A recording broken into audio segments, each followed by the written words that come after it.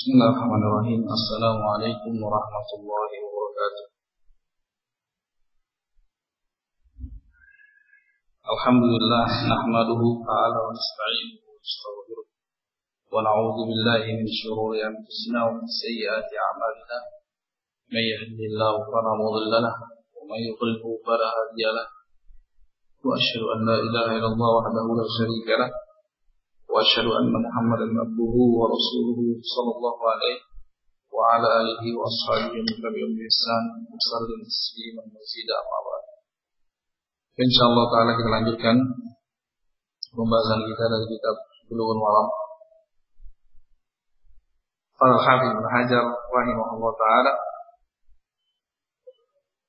an Abi Humaid As-Sa'idi radhiyallahu anhu qala ra'aitu Rasulullah SAW idza kabbara ja'ala yadayhi hadwa mankibaihi. Dari sahabat yang mulia Abu Humaid As-Sa'idi, semoga Allah meridhoinya, beliau berkata, aku melihat Rasulullah SAW apabila takbir itu beliau menjadikan telapak tangannya sejajar dengan pundaknya, menjadikan kedua telapak tangannya sejajar dengan pundaknya.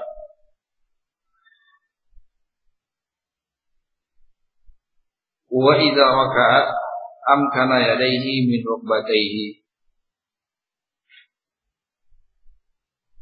Dan apabila rukuk beliau mencengkram kedua telapak tangannya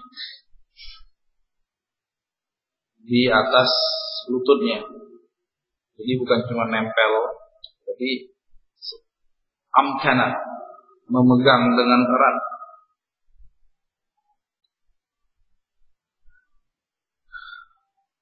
Tsumma hasara dhahrahu. Kemudian beliau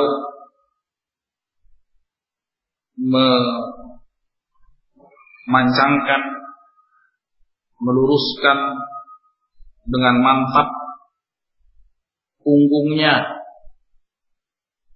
bukan melengkung ya ketika rukuk ya, tapi hasara dhahrahu. Dikatakan oleh Imam Al-Khattabi, maksud hasara dhahrahu itu karena dhahrahu istiwa min ghairi taqwis. Ya, beliau rukuk ya, dengan memegang dengan erat, dengan kokoh kedua lututnya, itu dengan meratakan, meluruskan punggungnya, bukan dengan melengkung. Ya, melengkung ke bawah atau melengkung ke atas. Ya kan? Ada yang kelewatan sampai kepalanya kayak mau terbang gitu. Ya, ada juga yang kelewatan sehingga kepalanya mau nyungsep. Ya, tapi lurus saja, datar biasa. Ya, tidak ifrat, tidak tafrid. Ya, tidak terlalu meninggikan kepalanya sehingga lebih tinggi daripada punggungnya, tidak juga melengkung sehingga hampir menyentuh lututnya. Ya, tapi lurus.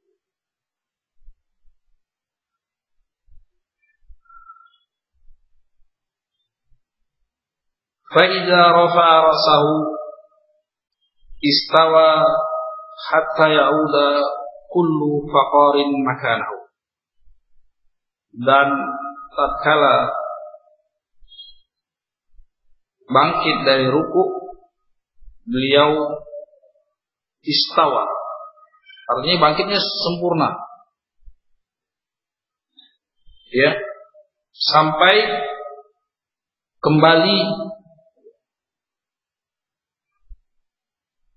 tulang-tulang khususnya yang punggung, ya kan ada tulang-tulang dengan segenap persendiannya, itu kembali berdiri sempurna.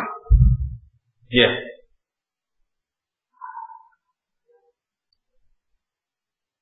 Tulang punggung dari pangkal leher ini, tengkuk sampai ke tulang ekor. Itu berdiri sempurna. Katanya ada 17. Betul nggak? Coba hitung. Jangan sekarang, nanti hitung. Iya, itu. Kayak ini, ya, itu mana istiwa? Itu batas standar minimal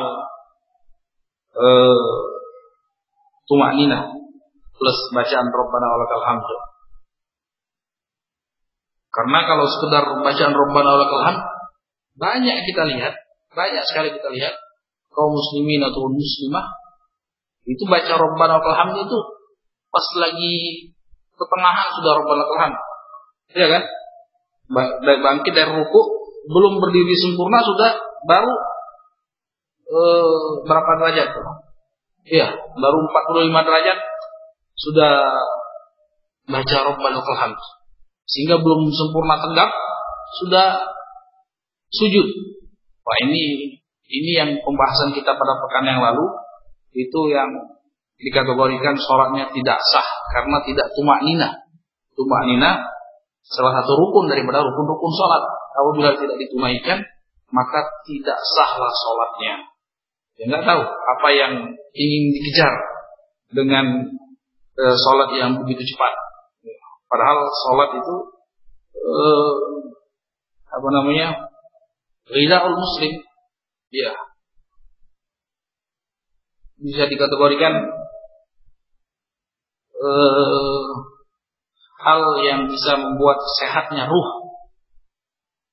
Sebagaimana fisik membutuhkan asupan-asupan gizi yang baik sehingga fisik tubuh kita menjadi sehat. Dan yang paling vital dalam hubungan seorang hamba yang berkaitan dengan ibadah, ya, rukun Islam itu adalah sholat. Bagaimana ruhnya mau sehat kalau sekiranya tidak dilaksanakan dengan sempurna atau tidak diusahakan untuk menjadi sempurna. Faida sajada wa wa'a yadayhi ghaira muftarishin wala qabdihima. Dan tatkala sujud beliau meletakkan kedua telapak tangannya ghaira muftarishin. Dia tidak menempelkan siku, ya. Lengan dan siku itu ke lantai. Numplek gitu, nemplek, tidak seperti itu. Ya, tapi agak diangkat, wala qabdihima, dan tidak dengan menggenggam kedua telapak tangannya.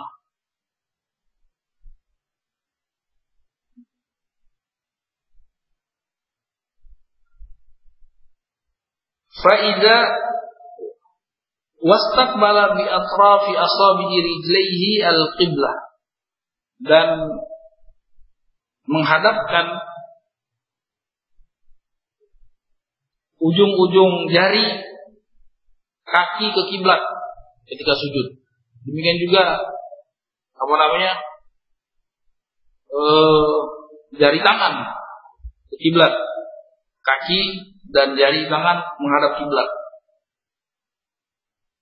Ya, ini berarti hay'ah fisik, keadaan fisik Rasulullah SAW begitu sempurna ketika sholat. Tidak seperti orang malas-malasan. Wa idza jalasa fi rak'ataini jalasa ala rijlihil yusra wa nasaba al-yumna. Dan tatkala duduk di antara dua sujud, beliau duduk, ya, jalasa fi rak'ataini, beliau duduk di atas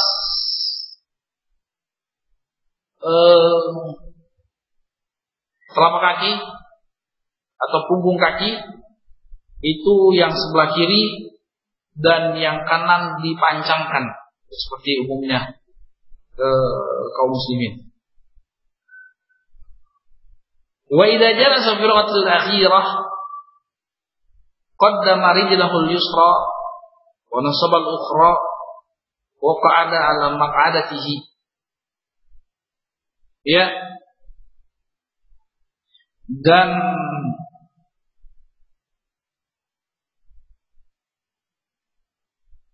apabila duduk di tasyahud yang terakhir,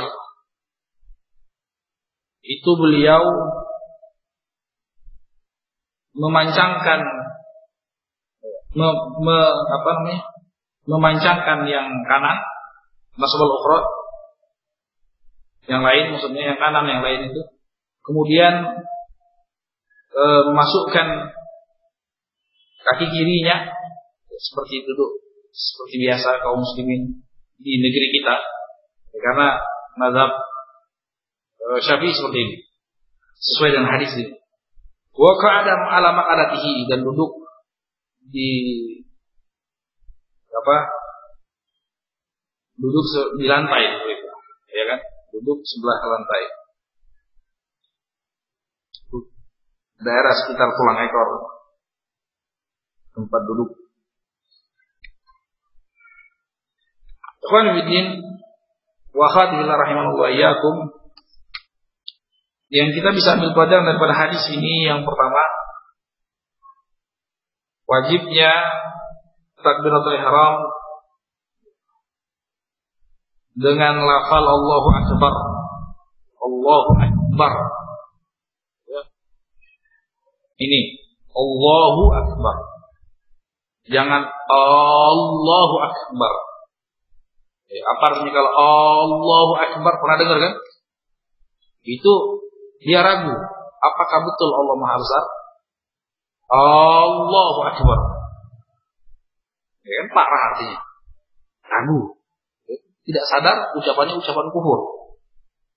Jangan pula sering juga kita dengar Allahu Akbar.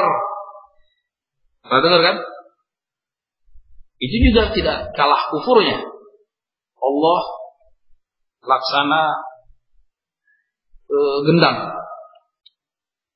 Ya kan? Bahaya kan? Jamak dari kabar. Tapi Allahu Akbar. Sudah, jangan di inovasi dengan, maksudnya biar bagus, biar keren, itu ternyata salah jauh.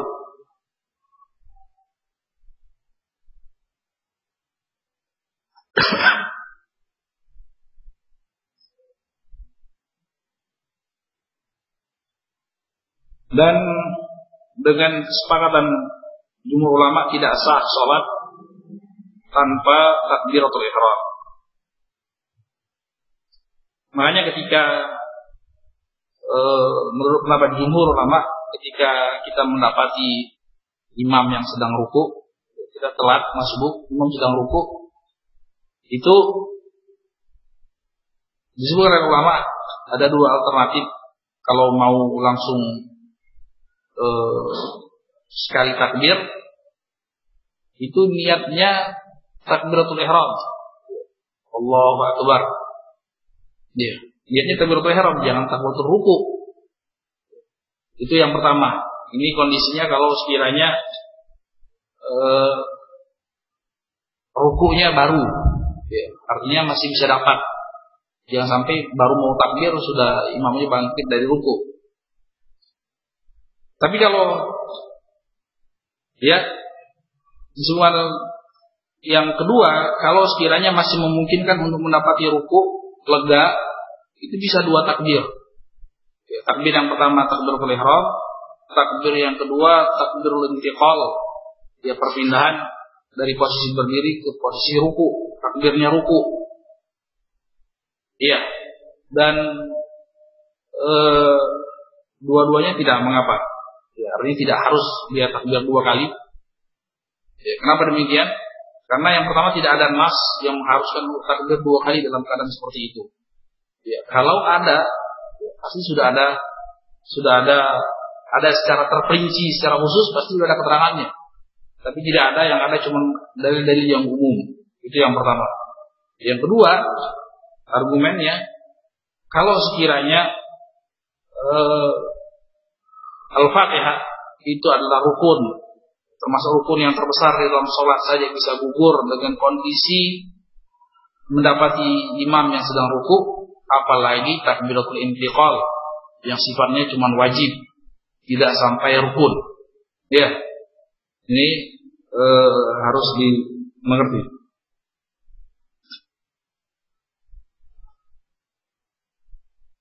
Kemudian yang berikutnya, faedah yang berikutnya, sebagaimana hadis yang gamblang ini, hadisnya dikeluarkan oleh Imam Bukhari yang tadi, Imam Bukhari nomor hadis 728. Hadis yang kita baca tadi dinukil cuplikannya, potongannya dengan menghilangkan sanad oleh Al-Hafidz Ibnu Hajar dari Sahih Bukhari. Yang kedua, faedah yang kedua dari hadis tersebut, istihbab raf'ul yadain hadwal mankibain ma takbiratul ihram. Disunnahkannya berarti bukan wajib. Disunnahkannya mengangkat kedua telapak tangan sejajar dengan pundak ketika takbiratul ihram.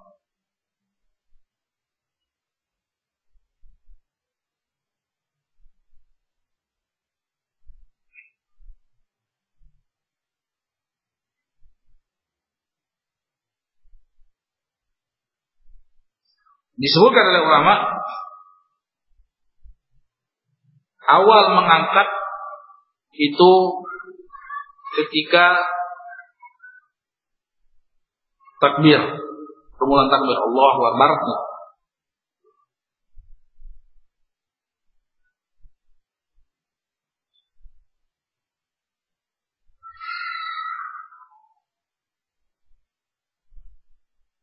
Kemudian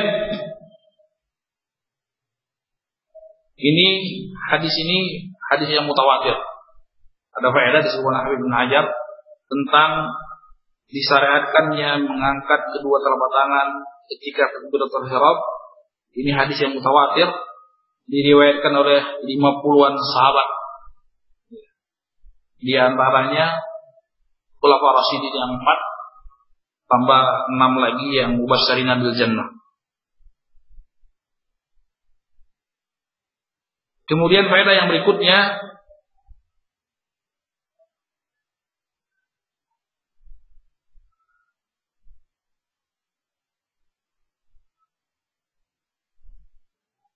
istihbab tamkin yadaihi min rukbatayhi asna ruku. Disunahkan ketika ruku itu kedua telapak tangan menggenggam dengan erat lututnya dan merenggangkan jari jemari. Jadi mencengkram itu bukan jarinya rapat, tapi dia cukup mencengkram seperti orang mencengkram gitu kan. Ini bukan gini, ini dorong namanya. Mencengkram. Karena kita banyak lihat kaum muslimin cuma gini kan, cuma nempel doang gitu. Ada lagi yang dicengkram bukan lututnya, tapi betisnya, ya kan?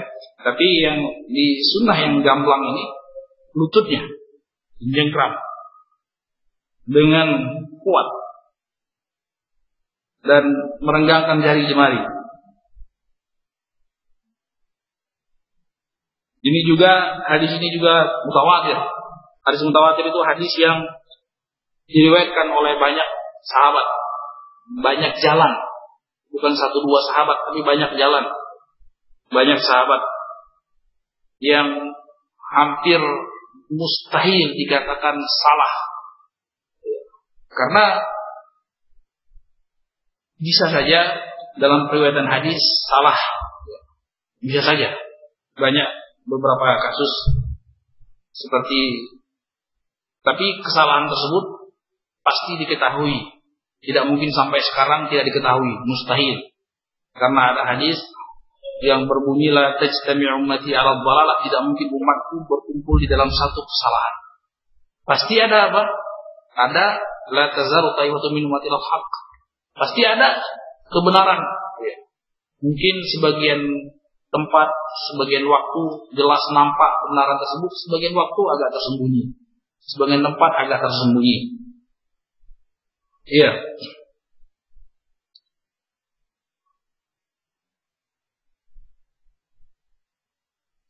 Seperti misalnya riwayatan Ibn Abbas ketika dia meriwayatkan bahwasanya Rasulullah SAW menikahi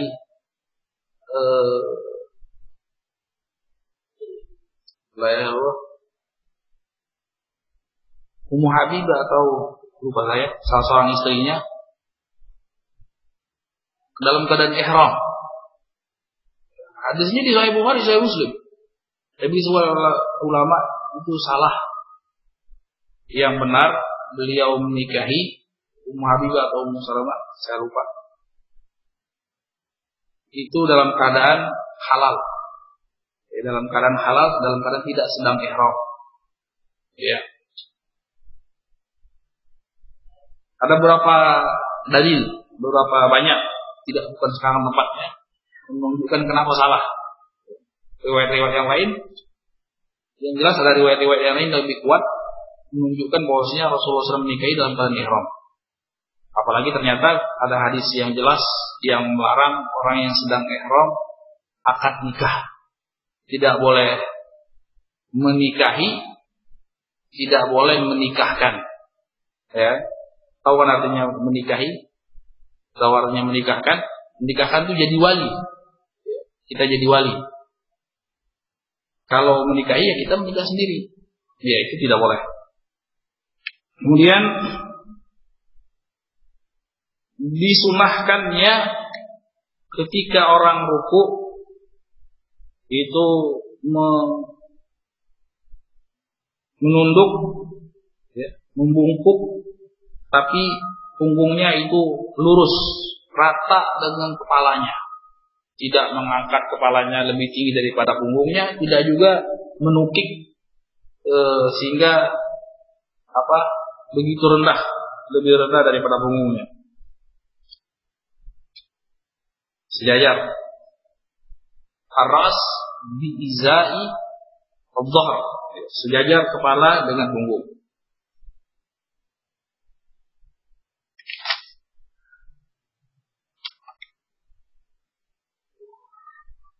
Kemudian bangkit dari ruku seraya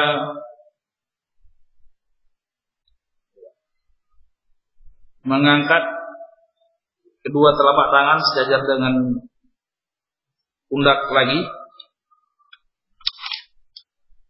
Kemudian membaca Sami Allahu liman hamidah.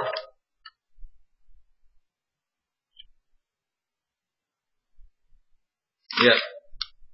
Dan ini bagi imam dan munfarid dengan kesepakatan para ulama. Bagaimana makmum? Ini khilaf.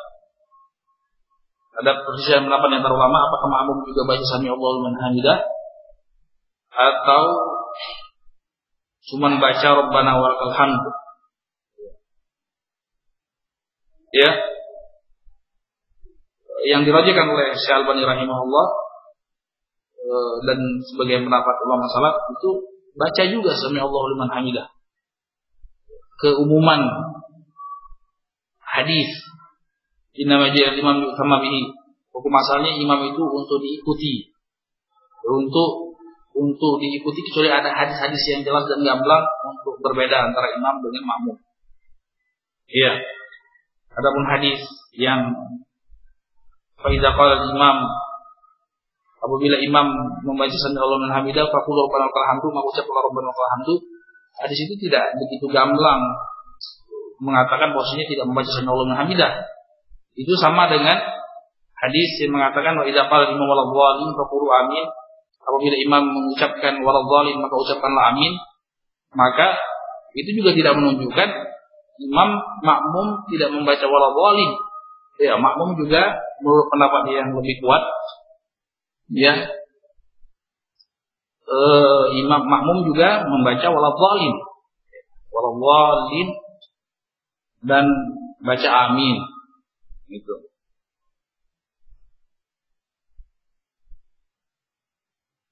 Allah Ta'ala alam shawab.